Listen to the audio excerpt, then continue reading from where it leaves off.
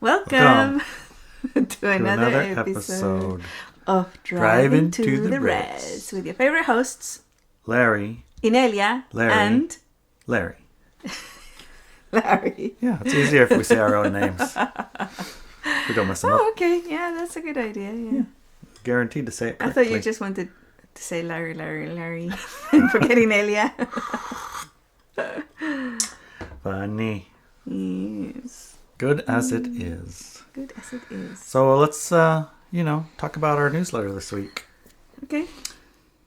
Did you read this one or am I reading this one? You're going to read it. I mean, did you read it at your Substack?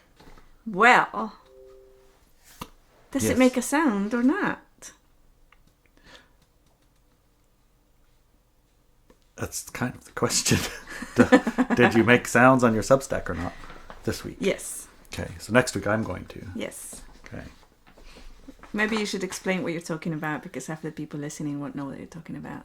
Making sounds on your Substack. So I don't know if everyone knows what a Substack is. But if you don't know what a Substack is, it's a place you go and you can read the newsletter. And you can also hear it read to you. Just the text. Not the commentary. None of the sideshow. Expansion. Yeah. We publish this newsletter on the Substack. Mm-hmm. And it's Inelia Benz, of course, Substack. And that's free there. Or you can support the show if you like, or support the newsletter, or support the work, or support whatever it is you feel. It's there. So you can read it. You can read it and support it. You can hear it. And then if you liked what you read and you heard, you can come here, listen to the podcast, and we'll talk about the newsletter and expand on it and see where it takes us. Yes. Where else can people find the newsletter? You can go to the subscribe star, right? Mm-hmm. And then you can listen to us talk about the newsletter with Ilya and Adelina. On a second hour. On a second hour where they talk about what questions come up for them. Yeah. About what we talk about. Mm-hmm. So, we go in pretty deep. Yeah. Where else can you get the newsletter? I'm sure that if you went to ineliabenz.com, you could just get it right straight. Yes. Emailed straight to you. Right. So, now you know if you didn't know. Mm. And at Substack, I think on occasion, there will be an essay. Occasionally, yes. Because that's what I was hoping for. So I've been wishing for essays, which are a long-form newsletter in my mind. Essays are longer than a newsletter for sure. Newsletter, a page or two. Mm-hmm. Gets to the meat of the bones, or it gets to the meat on the bone. You know what I'm talking about. You can nutrition. Yes. And the essay is the bone soup. Okay. Just got to boil the bones for a while, and it takes longer. It does, yes. So if you don't have a Substack subscription, which is free, you just go to Substack and type in Inelia Benz, then there it is, and you'll get the notifications. Then you'll know when an essay is written. You will. So it does make a sound. That's it? At Substack when you push play. All right. The newsletter is, does it make a sound or not? Right. You've heard it right. A very Zen question. Does a falling tree make a sound when there is no one around to hear it? Well. Yes. In my older state, I would be stuck on this question thinking about, well, it takes a human to hear it to make it real. Mm-hmm. Mm-hmm. And if there was no human there, then there was no creator, that kind of thing. I get stuck in these little loops. Right. I did some research around this question. It appears that the conversation was first recorded with different words in the 1800s. Yeah, people have been talking about this question for a while. That seems almost absurd, isn't it? Why?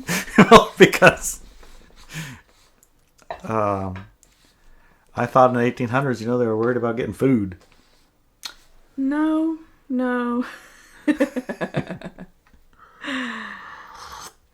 Or gold. Right, yeah. Or empire, or yes. farm, land, with that stuff. But I guess they've been talking about sound even. Mm-hmm. When a tree falls and there's no one around to hear it, does it make a noise? Well, I mean, obviously, of course. You think? Yes. I mean, why even... it's not even a question. It's an absurdity. So anyway, let's see where it takes us. Okay, let's see where it takes us. So let's go back to the question at hand and make it a bit more personal. What is sound? Good question. I gotcha. Now you'll be stuck on that one the next 30, 40, 50, 60 years. So, our generally accepted scientific, rational description of what is sound. It's waves of pressure through the medium of air, which means no sound out of air. If there's no air, there's no sound. Or there might be sound, but it doesn't move. Now you caught it. Now you caught it. Does those waves travel only on air? No. Right? Because otherwise you wouldn't be able to have the sonar radars under the water. Well, or the dolphins wouldn't be able to. Okay, not just air, so it could be water. Yes. Some medium. Yes. Not including not air. Right. I mean, vacuum, not in a vacuum. I don't know. Anyway. Okay. Blah blah blahs hits your ears. Blah blah blahs. Your brain turns it into some noise. Yes. So is it noise or is it just vibration? Vibration. Yeah. Oh shoot. Is it the vibrations, waves, and frequencies that originate in the forest when the tree falls? Or is it the interpretation of those inputs when they are perceived in our senses and interpreted by our minds?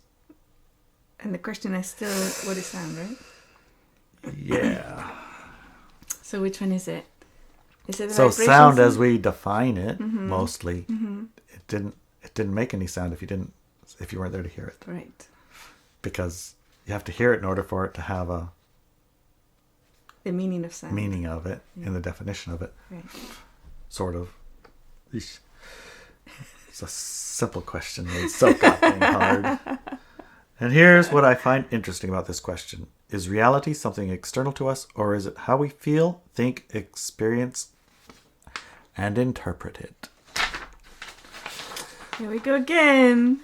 That's the deeper question. Yes. That is the actual question. And that's what we've been, honestly, kind of like struggling with in Codename We. Mm-hmm. Yeah. Yes.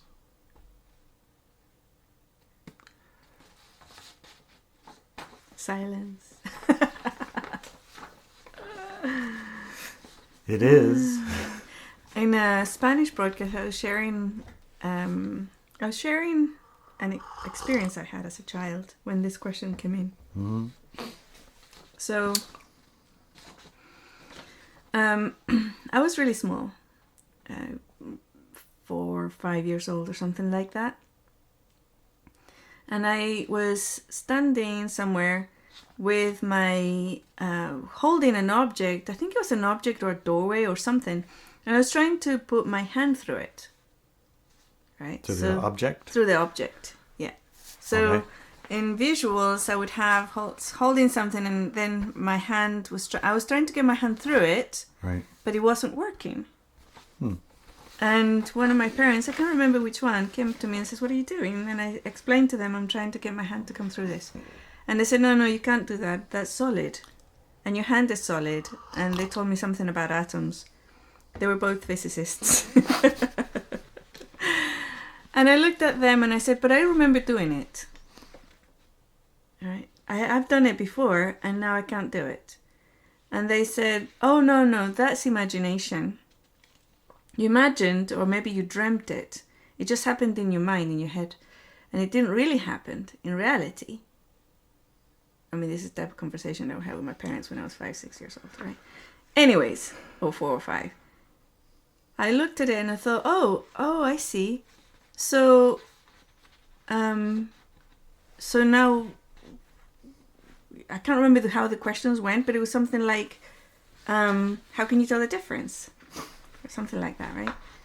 And then the conversation turned and this person told me, well, actually, everything that you perceive in your mind, it's in your mind, right? It's like all of the things that you see, perceive, and you're trying to put your hand through a solid object.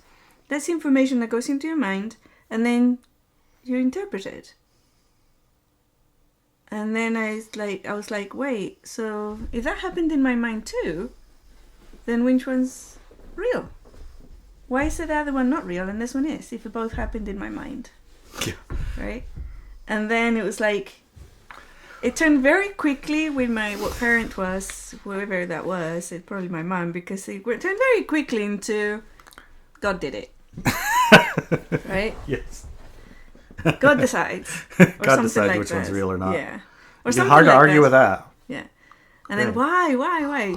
They used to scream at me after like 100th why. A 1000th why Yeah. or so, probably. So that's when that conversation began in my own mind. And then I figured out afterwards, especially with my brother being colorblind, that, and I go into a little bit of detail of that one, that it's really about perception. But that's where that curiosity came into my mind, because it's like, how do I know that what I perceive, see, and experience is the same as you are? Right. Maybe what I call purple, you call pink, or whatever, we don't know.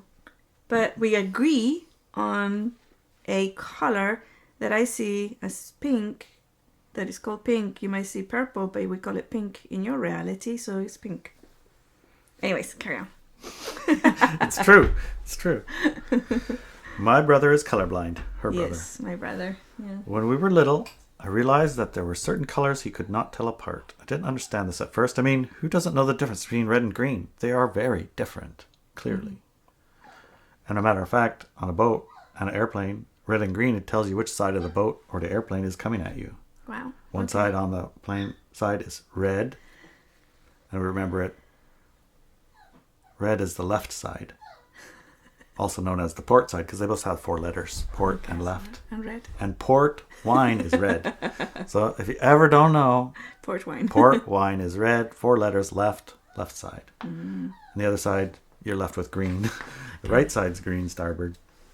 Anyway, yeah, they're clearly obviously different. Your Baby. puppy. Did you eat your thingy? Let's go to work. He said, time to go to work, Mom. Yep, time to work. Time to go to work. But not yet.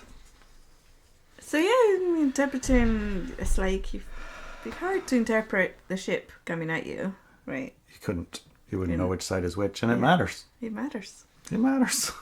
One way, you gotta stop. The other way, you gotta go. Yeah. One way is like you give way and turn, and the other direction, the other one, you're supposed to keep going straight so the other person go around you. It's very meaningful. So if you don't like have these rules set up ahead of time, you kind of crash it to each other pretty easily because you both Good. turn. There's no. And you're like, anyway, so you decided to look at the world through his eyes. Yes. Wow. And you saw a very, very different world to the one that you could see. Yes. Indeed. I can only barely imagine what that would be like. I can imagine it actually quite well. Yeah. Okay then, come to work. So explain, what did you see? I saw a very different world. It looked very, very different I mean, did visually. things have the same, like, outlines? Like a chair looks like a chair? Yes. It's just Yes. the colors of everything were different? Everything. Because I didn't know this, but there's red and green in a lot of stuff. Even things you wouldn't think were red and green, they have them. So there's like less I don't know. Differentiation between... Yeah, there's different. edges and there were things? different differentiations. Because one thing that I perceived also was that he could see other colors that I couldn't. Well, that makes sense. So he could see stuff that I couldn't see. And that was really interesting too. Okay. So this brought up many questions for me at the time, and I started investigating with other people after that. You would borrow into their interpretation of a viewpoint to see what they were seeing, perceiving, feeling, and such. Often, this can be done with simple conversations. Yeah. You could just ask them. How are you feeling? What do you see? If you look over there, what do you see? If I look over there, What do you see? I see a power object, also known as a stump, with crystals on top. Right. Well, it's not really a stump.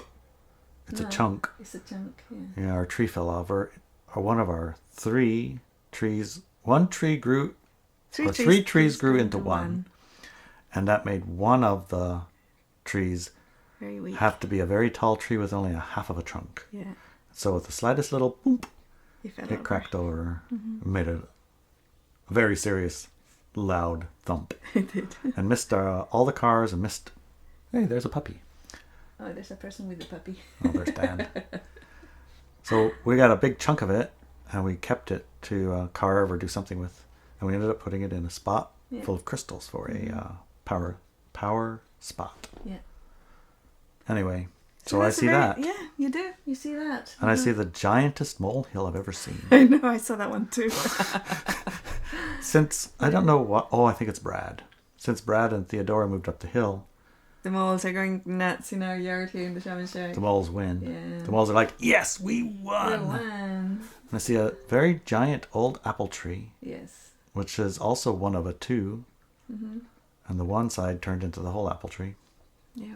full of, mint in its winter state. Yes. We have 7 million mints. Cool. That's what I see. What do you see? I saw a tree in the background. I saw the big trees at the background, and I saw.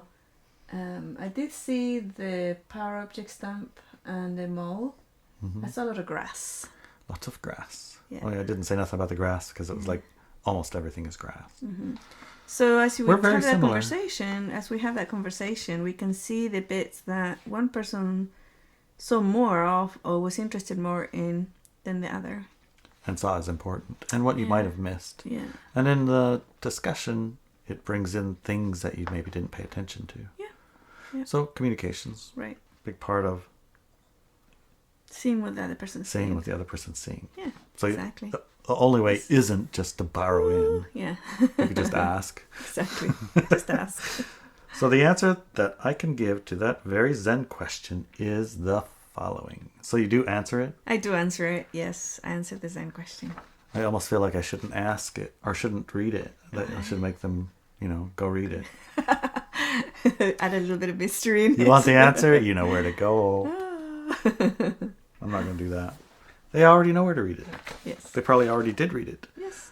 They would like me to say this part here, and then hear what you have to say about Okay. it. Well, let's do that then. All right. The answer to the question, does it make a sound or not?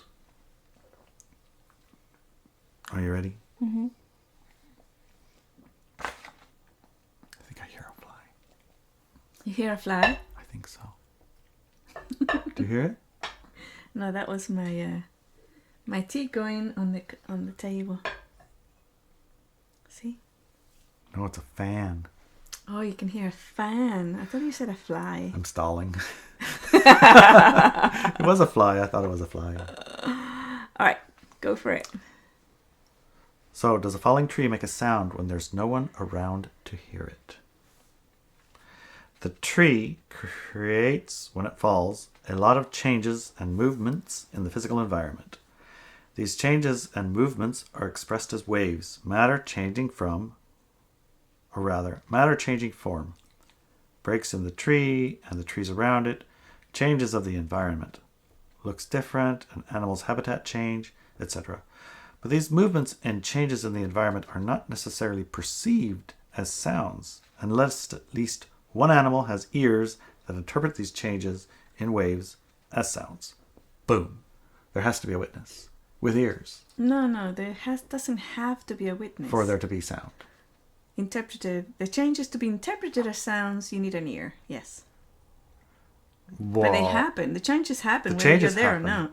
But the The vibrations vibration come out. interpreted as sound is only if there's ears to hear it. No, the vibrations come out anyways, regardless. And they travel the area regardless. But they're only But- perceived as sound. Exactly. They're only perceived as sound if you have an ear and call it sound. No, you don't have to call it sound. You have an ear that interprets the sounds as boom, boom, booms in your brain. I missed a sentence in here. Oh, you did? About Read your it mom. again. You remember your mom, when you borrowed into her head was really noisy. Lots of dialogues happening in that mind that she barely saw the physical universe. She was very distracted with all the All other the things. noise, yeah. A lot of noise in there. Okay, so part of what this all tells me is that the universe, the world, what we interpret things as, I think we're in a relationship with a body, physical body, whose skill is interpreting physical and interacting with physical Yes. environment. Yes.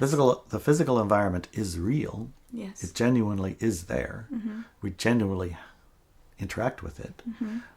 But what we consider it to be is a figment of our imagination. Yes. And our imagination doesn't make it not real. Correct. And your imagination isn't not real. It's just maybe been interpreted by yourself to be something other than it is. Partly probably so that you can have this physical experience and make it mean more than if it were just a dream. To give it importance, to give it power, to give it impact that has repercussion, these things, right? Yeah. But knowing that, how does it change? How does it change anything? Knowing what? Knowing that that's a more accurate description of what's actually happening. How does it change how you interact with the world? Well, do you know? Depends on the day. Exactly. The world is therefore what you interpret it to be. The world is what you interpret it to be. That is true. Yeah. That is Yeah, true. it is. It's totally true. So, can you change how you and what you interpret it to be? Yes. That's part of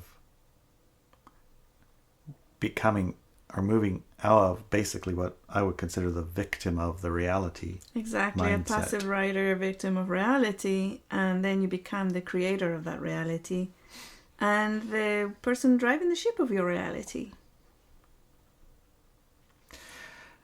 This newsletter kind of makes me want to just not say a lot. Like, sit here and think. Bask in it. The thinking man. Because if it is true, which, how do we prove it to be true? What is it? This interpretation, Oh, okay. right? Yeah. The one we just read? The one we just read. If it's Okay. true, how do we prove it's true? How do you unprove it? How do you prove it's not Disprove true? it. Yeah. God did it. We'll help with God. If you just bring God into the equation, Everything's solved. then you fix it. Yes, yes, yes. So you can truth it, I suppose, Yeah. and that would be the best you can do. But honestly, if you truth a thing at this fundamental level of existence, You'll part get a no. of your truthing is going to be the truthing you want to have Yes. experienced, right? But again, I mean, you can turn the words a little bit, and then you'll get there. You actually will get to the rules of engagement and your agreed reality and everything else. Timeout, rules of engagement, get it. If you haven't read it, just get it. Oh yeah, it's just a class. A class. It's just a class that changes everything. Yes, it does change everything. It's just a class. Yeah. And there a little while ago you said, so this is real and it's solid. It's really happening outside, and then we get all the data and then we interpret it in our minds. However, there's no way for you to prove that statement to be true. It is an agreement, for sure, that yes, it is indeed an agreement. We've agreed that our shared experiences of what we call physicality, we name them real. They're solid-ish, right? And unchangeable-ish. Right. However, It's mostly related to our memory of it. or our imaginations of it in Or the future, imagination of it in the future. right? So there's actually no way for you to change that aspect of it. And once you understand that aspect of it, your reality becomes very pliable. That was the word I was going to say, is things, when you take this on board and accept it and absorb it and do your little thinketh on it, contemplate it for a minute, do its purpose, then the solidity becomes a little bit mushier. Wobbly, yeah. Mushier. You Yeah. actually remember things differently because the thread of reality is more dreamlike than you would like to think, I guess. Mm-hmm. Yeah. And in dreams, lots of irrationalities seem to happen. Mm-hmm. So it brings some of the dreamlike nature and feeling to the awareness, for me anyway. Yeah. Which takes some of the sting out of it. It doesn't take the pleasure out of it. It does take some of the sting out of it. Oh, good. That's good to know. How about for you? What about for me? Never mind. What is for me? It's always been that way for you. What? Probably. What? The experience of that knowing, it has never been not known for you. Right. So if anything, it's like Except I had to learn. frustration with everyone else's. Yes, but I had to learn that I can't Stuck in put my this. hand through the door frame or object, right? I couldn't put it through because of those agreements. Again, in this particular state of awareness that we're in and sharing at the same time, there will be no hands going through solid objects. That's the agreement. Until such time as we change that agreement at a collective Yes. level, which Not doesn't... collective, just the person or your body that's in the room. Because if nobody witnesses it, Didn't happen. it didn't happen. It didn't happen. No, it didn't happen. No matter what, it didn't happen. Yeah, You were sleeping, you dreamed it, you imagined it, yeah, then you could do it. right. What a mess.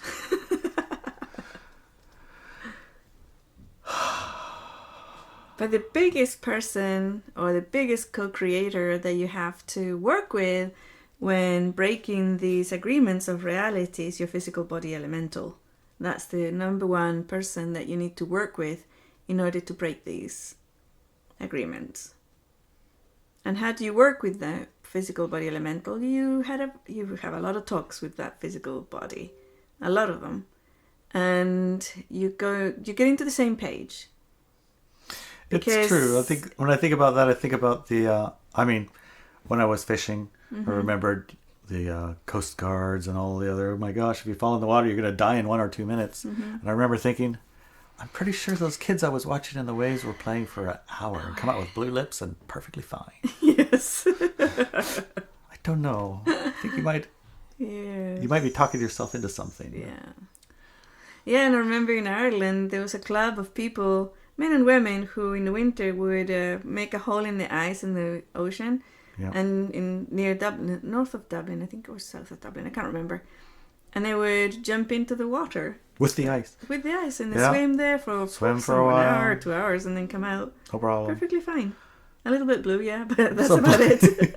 In Lips. Juneau, Alaska, where I grew up in Alaska, they had the Polar Bear Club. Yeah. Oh, that's They'd it, jump, right? That's run what down it's to the called. water That's and right, jump in and yeah. go for a swim. That's it. And my oceanography teacher, he was a polar bear. When we went to Glacier Bay, he jumped in the water off the boat in his skivvies, swam over to an iceberg, jumped out on it, laid down on the ice. Come on, guys. It's sunny. I was like, come on, guys, give it a try. Jumped in the water, swam over to a different iceberg.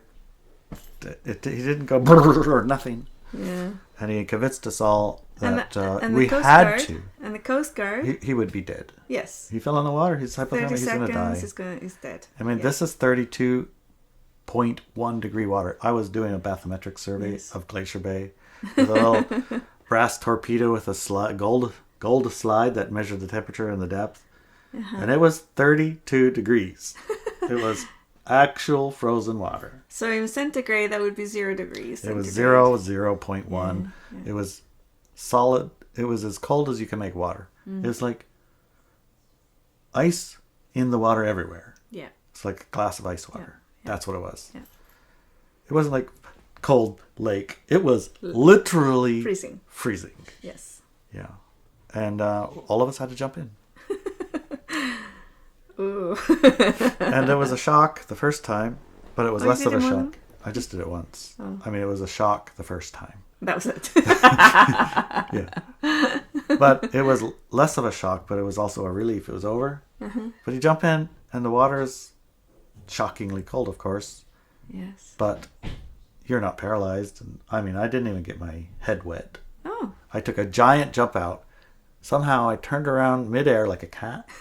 I landed in the water with my feet going. I think I got maybe up to my chest. But that was a long ways away from the boat. You walked on water? I walked on water. And I got out of the water and I was stood there and my body goodness. turned on its heat and it started evaporating the water and it was hot. I was like, well, that wasn't so bad. But I didn't swim to an iceberg. Oh my god, that's so funny. But that was all about... Walking on water. Well, yeah, walking on water. That was fun. Yeah, reality, see? Totally different to what another person will die within 30 seconds or whatever. Paralyzed and just give up and sink. Yeah. Yeah. Yeah. Mm-hmm. So, don't do it. Yeah. I mean, don't jump in ice cold water. Right. Unless you can walk on water. Yeah, there you go. Or you're a polar bear. Yes. Very nice, very nice. I'm still a bit discombobulated about the whole question. Seemed like a nothing burger question at the first. Like, you can answer that easy, but when you start diving into reality, it's called, climbing down the rabbit hole or something. No, that's a different thing. It's not a rabbit hole. It's just an expansion of what... Expansion of awareness of reality. Yeah. When you start expanding your awareness of reality, sometimes it can be uncomfortable. Is that the right word? Uncomfortable? Yeah, it feels like certainty is pulled out from under you. Oh yes, indeed. It's like you can't even answer the simplest question. Yes, it's like, where are you from?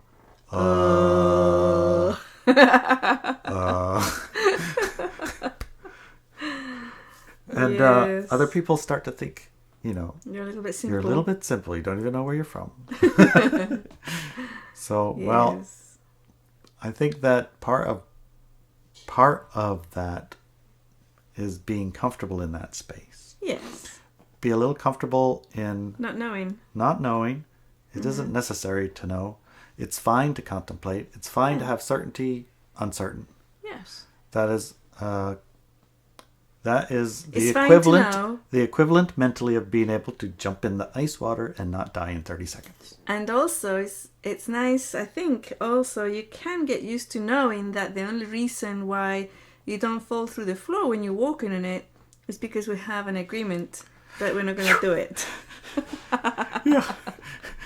And that's why it takes a lot of work to get the body on board, because they're very comfortable walking on the floor and not going through it. Very, very good way to sum it up. Thank you, honey. You're welcome. Good job. Love you. I love you too. Hi, peepers. Yes, we love you too.